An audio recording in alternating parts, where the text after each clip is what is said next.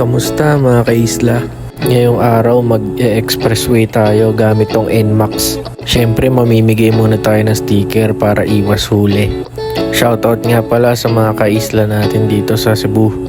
Syempre first time natin to gagawin kaya excited tayo.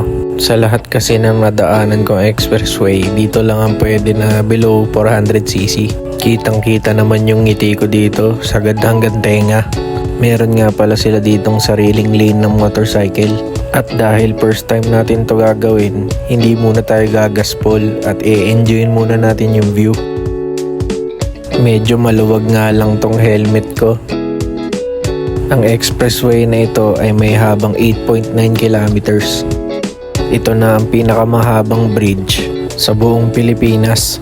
Kaya kung mahilig kang magmotor katulad ko, isa to sa mga bucket list na dapat mong puntahan. Malapit na rin pala tayo mag 2,000 followers. Alam nyo na guys, mamimigay tayo ng helmet sa mga followers natin. Salamat sa patuloy na pagsuporta mga kaisla.